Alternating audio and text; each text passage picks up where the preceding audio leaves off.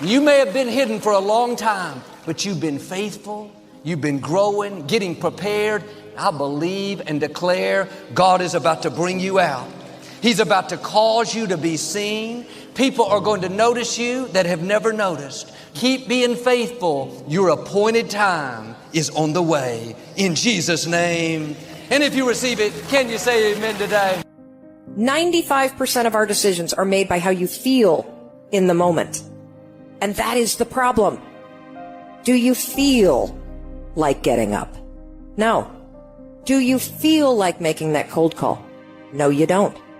Do you feel like doing that third set of reps? No, you don't. We make decisions based on our feelings, and that is robbing you of joy and opportunity. I will my way to the top. Some of you got that same fight in you, but you fight people. You're still cussing folk out. You're still laying hands on people. That's the easy fight. Now fight your bad habits. Fight your addictions now. Fight your laziness. Fight your procrastination. Take that energy now and fight to get a degree. Fight to start a company. Fight. Most of y'all where y'all are because you never take ownership. It's always somebody else's problem. It's always somebody else's fault why you didn't do what you were supposed to do. It's not their fault. Take ownership. Take the parts that belong to you. Why? Because I'm the one that's messing up opportunities. I'm the one that keeps repeating my past. And you need to free yourself up and start doing something new. But you can't do new until you get rid of that old. Cut it off. Cut it off. Cut it off. Do what you're supposed to do. You ain't no boy no more. Understand every time you point the finger that what you saying to your dreams and goals is, I'm about to put you on hold. You got to take ownership. I take full responsibility. And I'll do whatever it takes. I'll take ownership. I'll get up. I'll stay late. And that's why you point the finger, because you don't like how the pain feels. That's why you say he did it and she did it. That's why you give the power away, because it hurt too bad to say, I did it, I take ownership. It was my fault.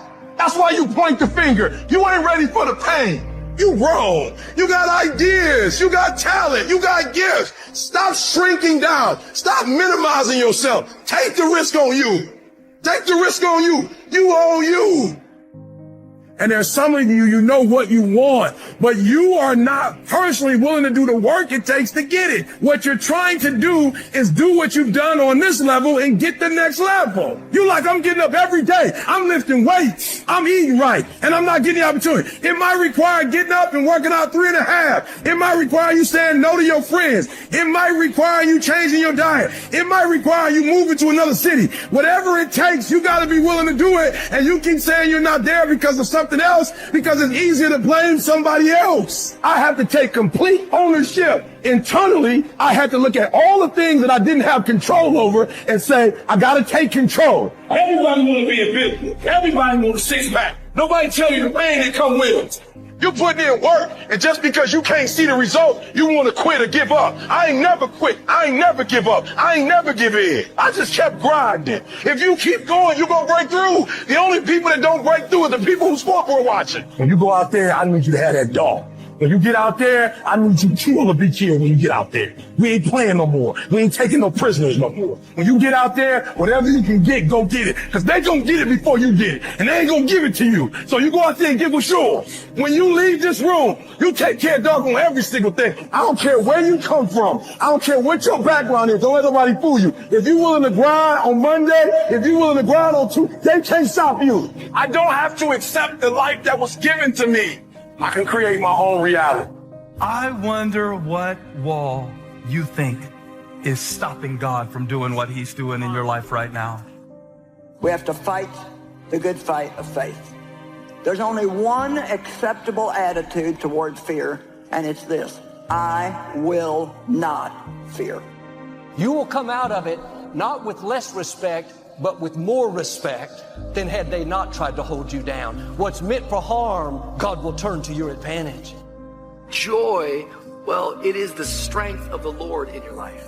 Joy is your strength to keep on going. The great people, they look ahead, but the fool never looks ahead, and they suffer the consequences. You anticipate what are the potential barriers between me and my goal. Pray as if everything depends upon God, and work as if everything depends upon you. And so, part of the process. It's working on yourself. Now I want you to ask yourself, what are the things that I'm doing on a daily basis that whether I want to live or I need to live? How am I going to improve? When the crisis is over, do I come out better or do I come out bitter? Wow, that's a huge, huge issue. Drama and dysfunction is the orchestration and works of the devil. And when things are blessed, you purposely try and figure out a way to make it stressed. And it requires everyone to courageously confront the tyranny that's them and the unknown that surrounds them, and to work for their own benefit and for the benefit of their families and for the benefit of their communities, and to do everything they can to benefit the world and to live with true speech as the highest value. That's how we sort out the world. It's not your fault if your partner cheated and ruined your marriage, but it is for damn sure your responsibility to figure out how to take that pain and how to overcome that and build a happy life for yourself. No matter how far you get in life, you have to be able to go back to scratch in your mind at a moment's notice. You can never get so far beyond scratch. Describe why it is important to you. This is a process where you either talk yourself into it or talk yourself out of it. Question, are you going to be defined by what stood against you or how you got over it? I'll tell you something right now. I want to find out what's on the other side of the wall. Because people don't put up walls unless they're concerned about something on the other side. So whatever the devil has been fighting you with, I just wonder, why is he so threatened and worried about you getting through it? What's on the other side? I didn't say you'll never feel fear. Make sure that you understand what I'm saying. You will feel fear. But feeling fear and fearing are two different things. You see, you can feel fear and yet not be afraid. Because the word fear means to take flight or to run away from. It means to shrink back. And they're not bad people. Sometimes they're just jealous. They don't want to see you succeed. They don't want to let someone new in. And this is when it's tempting to get offended, get baited into conflict, live defensive. You have to stay on the wall.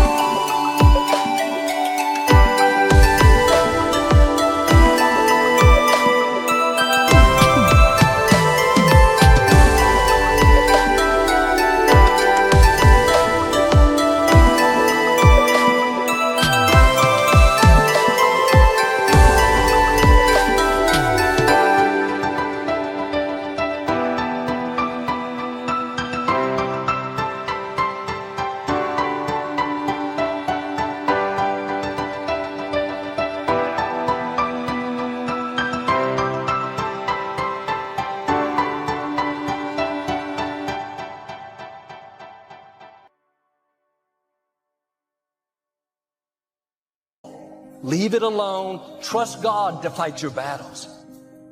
I don't know what it is, but it seems like if we're not careful, we will miss out on joy. There's like these joy barriers, and we have joy challenges. We have things that are trying to rob us of our joy. Life is living and then waiting to live. Sometimes if we're not careful, we will just miss out on all the opportunities to actually be living.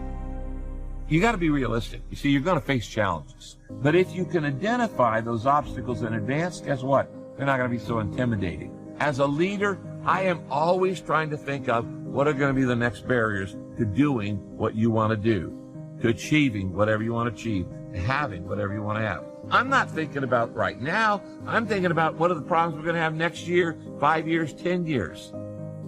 Things happen to you, or they can happen in you. And what happens in you is an initiative, a willingness, a determination, a stirring up of something. I said, no, this ain't going down like this. No, this is not the end of the story. No. Sharing, and we're talking about sharing out of our personal life. Sharing is where, instead of you sit down and I kind of tell you what I think you probably need to know. If I share with you, I say, you know what, here, sit right beside me. Sit right beside me, okay? And I want you to sit beside me because I want you to experience what I experience. I want you to feel what I feel. I want you to see what I see. I want you to watch me as we're in this crisis. Us being our own mountain. It's like, man, you know, the peaks and valleys, we got a lot of challenges in lives and mountains to climb. I suffer from it sometimes. We all suffer from it. But are you your own mountain? Harriet Tubman said, I was able to free over 1,000 slaves. I would have freed even more slaves if they would have known that they were slaves. We have goals on a daily basis and a weekly basis and a monthly basis, and personal goals and familial goals and social goals, but all of that has to be nested in the broader world of value. Let's say all of that has to be nested within something like, well, what is the ultimate goal? What is the final goal underneath which all of those more proximal goals are subsumed? Fault and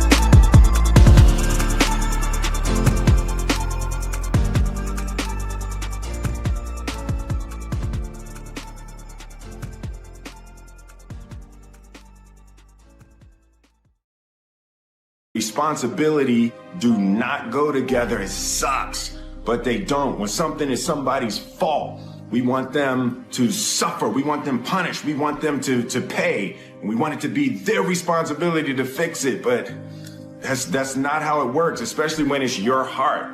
Your heart, your life, your happiness is your responsibility and your responsibility alone. When you accomplish something in life, if you want to go back to scratch and go back to that $7 a month place where I once lived and visit that place for a long period of time, if you were here when you went back to scratch, you would now be here. Scratch is what makes you better. Scratch, friction, obstacles create growth. There's no friction when you're this far up in the game anymore. You think there is. That's right. When you achieve so much, the friction is minor. When you're unclear as to why something is important, usually you put only half-hearted effort into it. What you want is a powerful motivator, but the reason why you want it is an even more powerful motivator. It has greater pull. You may find that some of your goals you thought at first glance were important are not important after all. Tell somebody I got something to give. No, I'm not just surviving for me. I've got something special. I've got something to give. It will be the fruit of what I've been through that will preserve my purpose. Sit next to a fruitful vine. And I just wonder how many people are here today that you're not where you should be in life because Satan has held you back with fear. You can do it afraid. That means you can feel fear, you can feel afraid, but you can still go ahead and do what you believe God wants you to do. They put me down, discredit me, when in fact I'm trying to be a source for good, then forget it. I don't need it. I'll stay where I'm appreciated. Here's the principle again. You don't have to guard your reputation, but you do have to guard your heart. God is going to take care of your reputation. The question is, are you going to take care of your heart? Life is what happens to you while you're busy making other plans. What he's suggesting is that many of us, we're kind of all waiting to live. It's what Ortberg talks about, that where we get caught in this moment, like maybe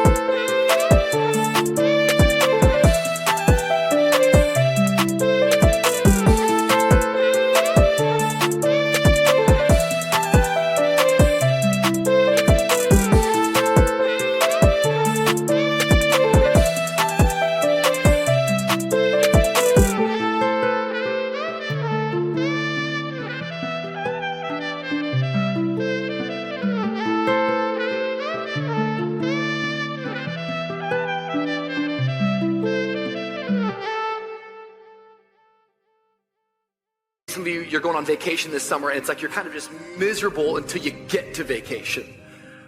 Some of us, like, we live our whole life just waiting for Friday, and it's like, Friday, now I can have joy.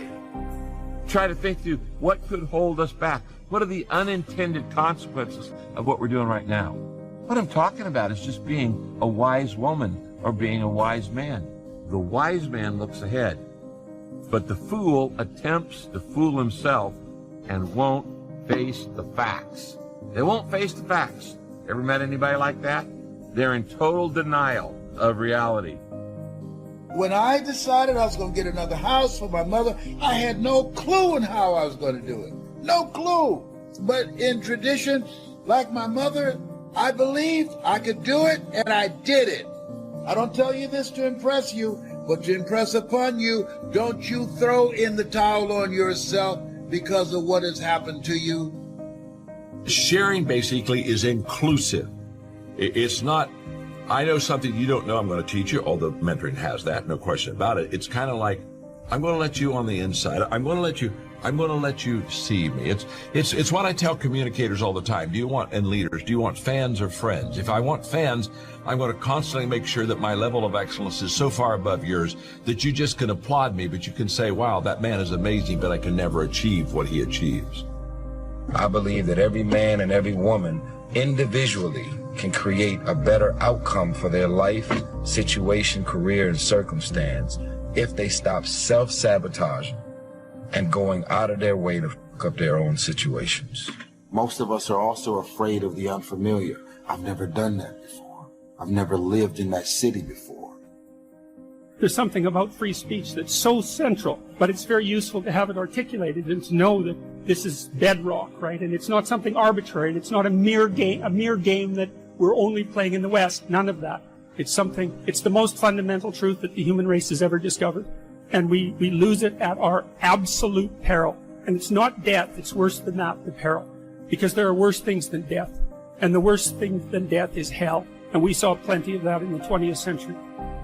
As long as we're pointing the finger and stuck in whose fault something is, we're jammed and trapped into victim mode. When you're in victim mode, you're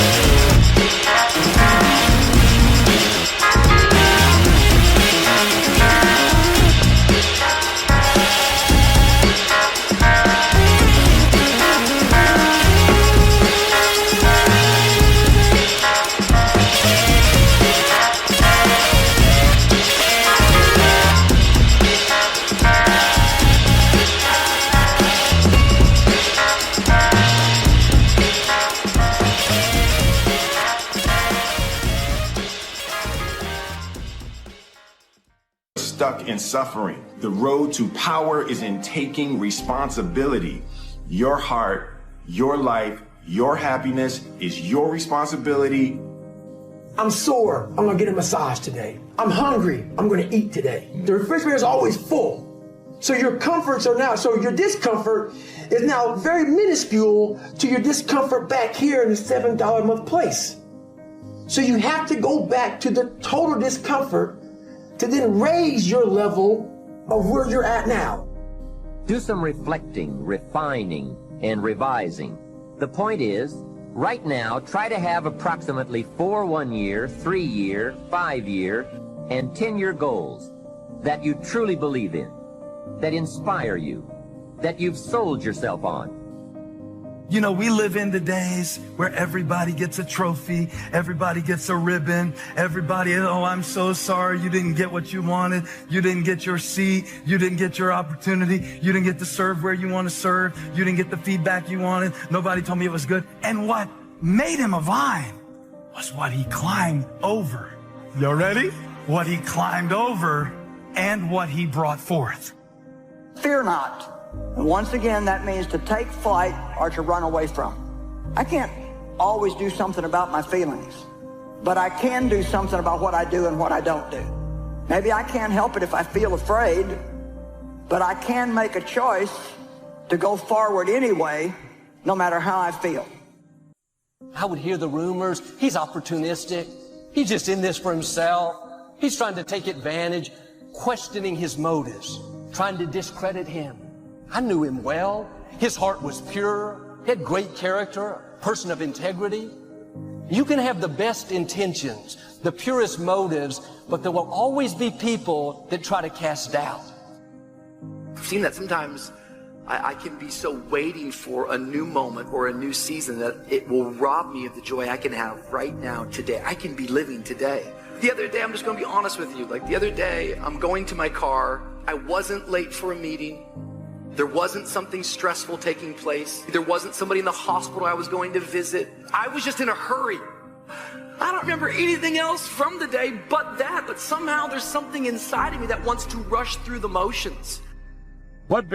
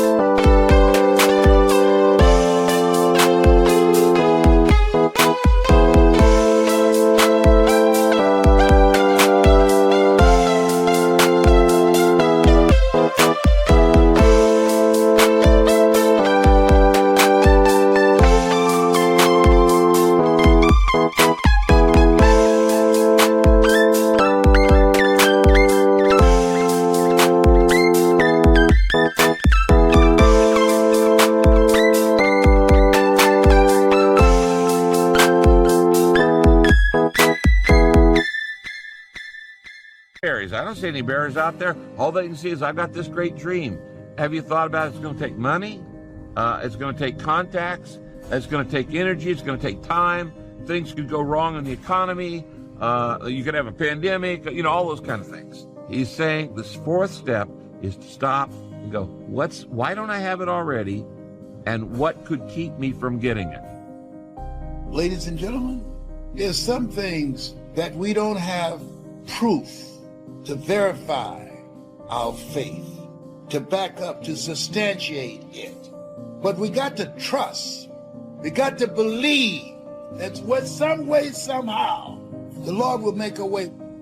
I want to get perspective in the crisis. I want to make sure that we have reality, but we also have hope. It's okay. We're going to make it. It's okay. It's okay. How do they mentor me? Well, the first thing, they give me perspective. Number two, they share out of their personal life. Now, this one I just am passionate about, and I want to do a good job. I hope I do a good job for you. What I'm saying here is when I talk about they share out of their personal life, you sit down and I tell you what I think you need to know. I got all these gifts and all these talents. I'm so ambitious. I feel like there's no opportunities in this city, state, or country that I live in. So why do you still live there? If you want to get into model or anything in the fashion industry, the mecca of fashion and modeling is New York City. If you're trying to get into music, the mecca is Atlanta. To provide a definitive answer would mean that we would have to possess the classic attributes of God, at least his omniscience, to be able to finally answer, well, what is it all for? But we're still stuck with the necessity of identifying the highest level goal. And that's really the identification of that goal was exactly what our traditional religious structures were attempting to do. Fighting yourself to maintain positivity is the hardest fight you ever gonna have, right? And it's like that struggle to just stay my course, to, be the person in the world that I wanted to be, no matter what people said. And it was, I started to call it offensive positivity. Whenever something bad would happen, that's the first thing they would do. The head drops, shoulders roll forward, they look down. That sends a direct message to your brain that I failed. I am a failure. That starts the downward spiral to being a failure. On that mound, you can't ever recover. Your chin is not high because that shows that you're way too proud. Your chin stays here. Your shoulders stay nice and level. Your feet firmly on the ground. After you have determined which of your goals are 1 year, 3 year, 5 year, and 10 year, and after you've made certain your list includes economic goals, things, and personal development goals, I want you to go back to this list again. Now pick out the 4 most important 1-year goals, the 4 most important 3-year goals, the 4 most important 5-year goals, and the 4 most important 10-year goals. Those 16 goals will give you plenty of work for now. Few people like to suppress their temper, choose a salad over a burger, or quit smoking. Sometimes you do need to exercise pure willpower in contradiction to your feelings. Though, even in these cases, there are strategies in which you can exercise discipline up front, such as in the way you structure your environment that reduce the need for the exercise of much discipline later on. You can also often learn to like these things you didn't like before. For example, you may think you hate vegetables, but if, through discipline, you eat them regularly and learn to prepare them well, you may actually come to enjoy their taste. It's possible to change what you want to want. Generally speaking, you shouldn't need too much discipline to pursue the basic building blocks of your life, but you will need it to go deeper and more intensely into them, and to refine their practice. So while you can significantly minimize your reliance on willpower, discipline will always need to be an active force in your life. It won't necessarily push you out the door. It won't always be guidelines that bubbles over, rather than it can manifest itself as a simple, quiet desire, a feeling of satisfaction you may need to intentionally tune into. It's not the case when you do what you love.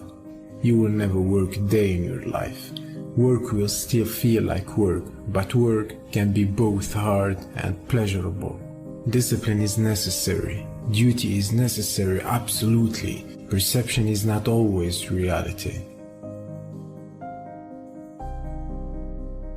None of us wake up and say, today is the day I destroy my life. What we do is we make these teeny tiny decisions all day long. We don't even realize it. All day long, these tiny decisions that take you so far off track. And then you wake up like I did and you look at your life and you think, how the hell did I get here? And you have no idea. It has never been so easy to spend the best hours of your days chasing distractions. You can be distracted or you can get epic work done. You can't do both. Some people, they can't focus anymore. The victim is addicted to distraction.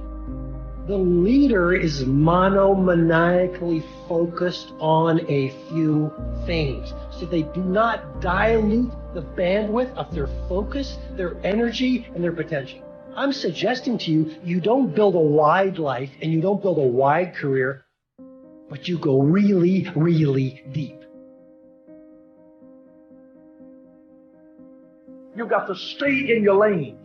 You got to keep the main thing the main thing. You got to stay on your mission and not be distracted. You know what you have to do. You're paid to be where you need to be, and don't let anybody distract you from getting your job done. You're paid for what you do and for what you produce, and not for what you're distracted from doing. Divorce yourself from the herd. Get serious about this. This is your game. This is your life. And before you know it, you will be at the end. We all know that life goes by in a blink. Start the process of breaking your addiction to distraction today. Think about where you spend your time. Is it being wasted or is it being utilized? Handle the stuff in front of you and find every area of your life that you're just like, gosh, I'm spending a lot of time doing this stupid stuff, and get rid of it. So you end up just wasting no energy on things that don't matter and focusing all your energy on things that actually. When you understand that you always have a choice to go from autopilot to decision maker, everything in your life will change. Because you will